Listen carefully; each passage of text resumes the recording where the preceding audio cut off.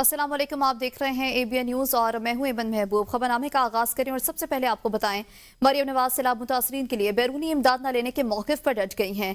नेपालपुर में सैलाब ज़दगान से खिताब में वज़ीर आला पंजाब ने कहा कि दीगर जगह सैलाब आए तो रोना धोना शुरू हो जाता है।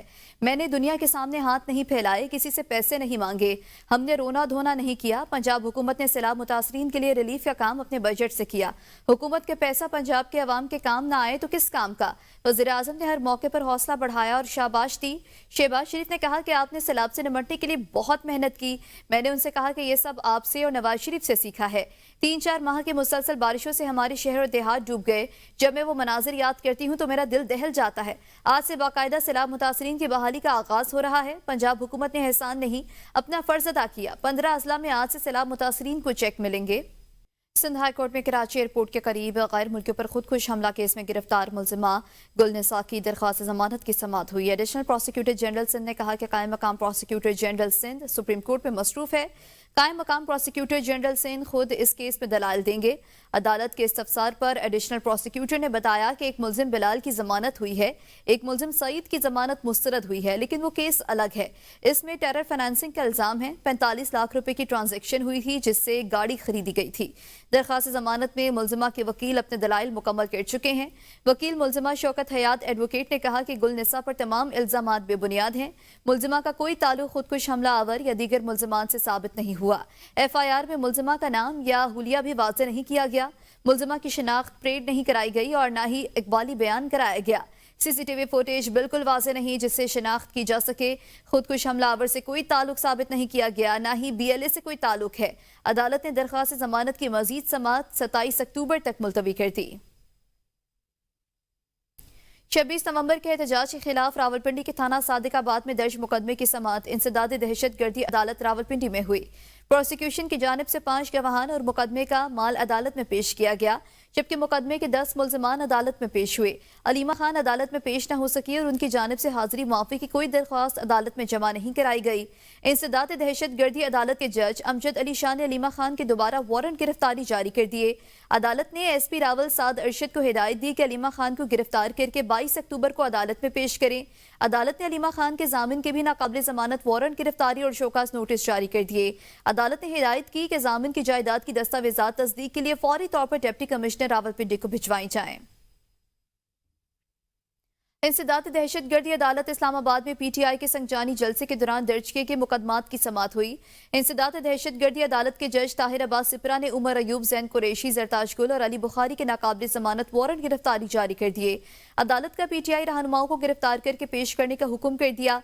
केस की समाअत 23 अक्टूबर तक मुलतवी कर दी। अदालत ने शेर अफजल मरवत की दरख्वास्त पर नोटिस जारी करके दलाइल भी तलब कर लिए। वज़ीर आला खैबर पख्तूनख्वा सुहेल आफरीदी को PTI के मुख्तलिफ धड़ों ने परेशान करके रख दिया। ज़राए के मुताबिक एक जानिब अली अमीन ग्रुप और दूसरी जानिब जुनैद अकबर और असद कैसर ग्रुप नए वज़ीर आला के लिए दर्द सर बन गए। बैरिस्टर सैफ को सूबाई काबीना में रखना है या नहीं, दोनों ग्रुप्स का सुहेल आफरीदी पर प्रेशर बढ़ने लगा। जुनैद अकबर और असद कैसर ग्रुप बैरिस्टर सैफ समेत कई अरकान की काबीना में शमूलियत के हक में नहीं है। इस धड़े की जानिब से बैरिस्टर सैफ और अली अमीन गंडापुर ग्रुप के खिलाफ सोशल मीडिया पर भी भरपूर मुहिम जारी। वज़ीर आला खैबर पख्तूनख्वा ने दोनों ग्रुपों की सियासत और प्रेशर से बचने के लिए मामला बानी चेयरमैन से मुलाकात पर छोड़ दिया। बैरिस्टर सैफ के हवाले से जो हिदायत बानी चेयरमैन देंगे उन पर अमल दरामद किया जाएगा। सुहेल आफरीदी का दोनों ग्रुप्स को जवाब। दूसरी जानिब असद कैसर और शहराम तरकई अपने भाइयों के लिए सूबाई काबीना में जगह बनाने के लिए भी मुतहारिक हैं।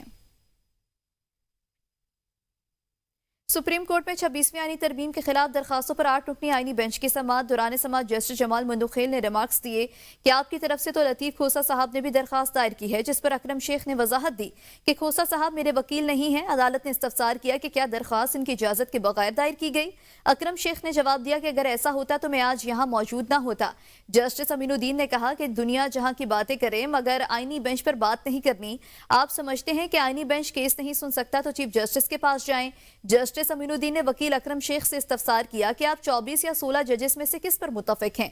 जस्टिस जमाल मंदुखेल ने रिमार्क्स दिए कि जब चीफ जस्टिस ऑर्डर करेंगे हम ये टोपी उतार कर दूसरी टोपी पहन लेंगे। हमारे पास 2 रूल हैं, आईनी बेंच और सुप्रीम कोर्ट के मेंबर भी। इस बार जो आप कहेंगे हम आपका नाम फैसले में लिखेंगे। आप कहते हैं कि बेशक 24 जजेस हों लेकिन वो आईनी बेंच ना कहलाए, सुप्रीम कोर्ट कहलाए। जस्टिस शाहिद बिलाल ने इस्तफसार किया कि आपने कह दिया कि मुफादात के टकराव की वजह से ये 8 रुकनी बेंच केस नहीं सकता। آپ کے خیال میں وہ کون سا بینچ ہونا چاہیے جو 26ویں آئینی ترمیم کے خلاف کیس کو سن سکتا ہے؟ وکیل اکرم شیخ کی 24 ججز پر مشتمل فل کورٹ کی حمایت، کہا 26ویں آئینی ترمیم سے پہلے اور بعد والے تمام ججز کو فل کورٹ کا حصہ بنایا جائے، مزید جج اس عدالت میں شامل نہ کیے جائیں، یہ آئینی بینچ اس کیس کو سن ہی نہیں سکتا۔ یہ آئینی بینچ تو 26ویں ترمیم کے تحت وجود میں آیا ہے، تمام موجود ججوں پر مشتمل سپریم کورٹ اس کیس کو سنے۔ 26ویں آئینی ترمیم ایک متنازع ترمیم ہے۔ وزیر قانون اعظم نذیر تاڈر نے کہا ہے قانون کی حکمرانی عملی زینہ ہے۔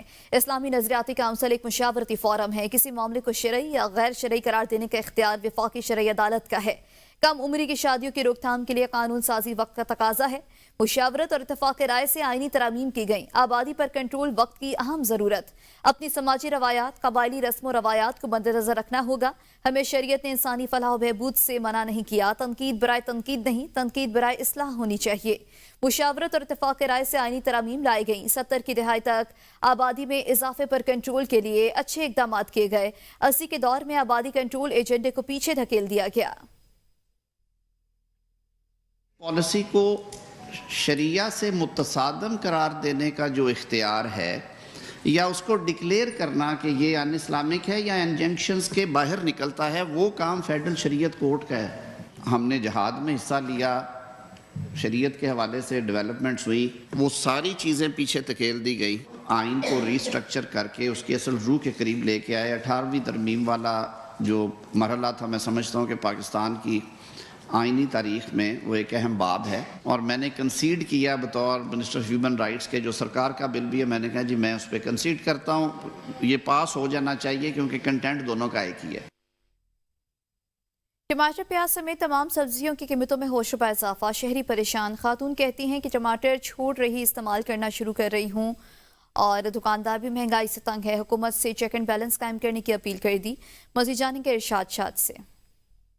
صحیح ہے، گزشتہ 1.5 ہفتے سے ہم دیکھ رہے ہیں کہ سستے بازاروں میں تو ٹماٹر اور پیاز بالکل غائب ہیں، لیکن عام مارکیٹ کی اگر ہم بات کریں تو یہاں پر 550 سے 600 روپے فی کلو جو ہے وہ ٹماٹر فروخت ہو رہے ہیں۔ ہر سبزی کی قیمت جو ہے وہ آسمان کو چھو رہی ہے۔ ہمارے ساتھ کچھ گاہک موجود ہے، آئیے ان سے بات کرنے کی کوشش کرتے ہیں۔ اس سے زیادہ مہنگائی ہو گئی ہے، ٹماٹر تو بہت ہی زیادہ مہنگے ہو گئے ہیں، 500 روپے کلو دے رہے ہیں۔ میں نے تو ٹماٹر کی جگہ دہی استعمال کرنا شروع کر دیا ہے، اور بلکہ بعض لوگ تو بیچارے جو خرید نہیں سکتے، افورڈ نہیں کر سکتے، ان کے لیے تو بہت زیادہ مشکل ہے۔ بہت شکریہ۔ جیسا کہ آپ نے دیکھا کہ خاتون خانہ کہہ رہی ہیں کہ ہم نے ٹماٹر کی جگہ جو اب دہی استعمال کرنا شروع کر دیا۔ دکاندار سے جاننے کی کوشش کرتے ہیں کہ سبزیوں کے ریٹ اتنے زیادہ آئے روز کیوں بڑھ رہے ہیں۔ دیکھیے جی، سبزی کا ریٹ تقریباً جو ہے نا پہلے 300 سے یکدم 500 پہ چلا جاتا ہے، اب یہ شلجم میں 200-250 روپے کلو بک رہا ہے۔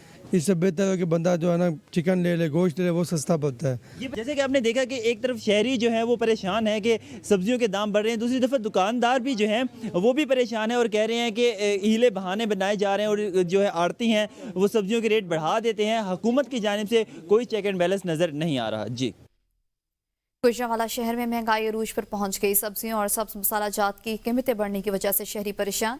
مزید جانیں گے رانا جاوید سے۔ اور سبز مسالہ جات کی قیمتیں کم نہ ہو سکی۔ شہر سبزی مارکیٹ میں جو سبزیاں اور سبز مسالہ جات کی قیمتیں آسمان کو چھونے لگی ہیں۔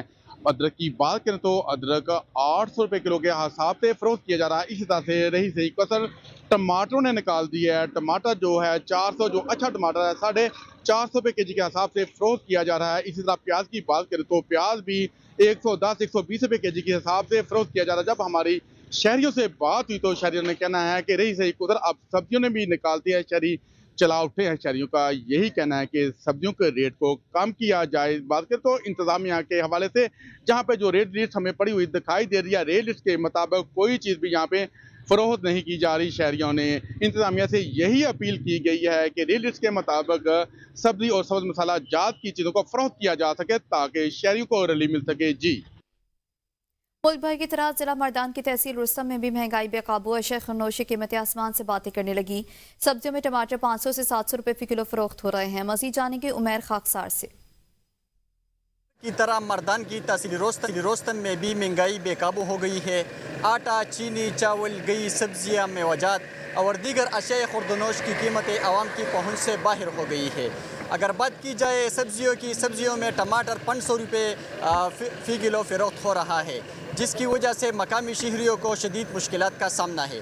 اس وقت ہمارے ساتھ یہاں کے ایک شہری موجود ہیں، ان سے جانتے ہیں۔ مہنگائی تو بہت زیادہ ہے اور گزشتہ 13 سالوں سے اس مصیبت کے ساتھ پختون لوگ جو ہے نا وہ برسر پیکار ہے، لیکن آج کل ٹماٹر کا جو مسئلہ ہے وہ 500 سے 700 روپے کلو کے حساب سے بکتا ہے۔ میں یہ سوچتا ہوں کہ اگر ایک مزدور 800-1000 روپے دیڑھ لیتے ہیں تو وہ 500-700 کا کلو ٹماٹر کس بنیاد پر لے گا؟ اور مزید اور بھی مہنگائی، مطلب آٹا، دال، چینی اور سبزی کی دکان پہ تو چلے جاؤ تو آپ کو پریشانی کے علاوہ کوئی چیز نہیں ملے گا۔ جی بالکل، جیسے آپ نے شہری کی بات سنی، ان کا کہنا تھا کہ حکومت کو چاہیے کہ مہنگائی کو جلد از جلد کنٹرول کیا جائے تاکہ شہریوں کو ریلیف فراہم ہو سکے۔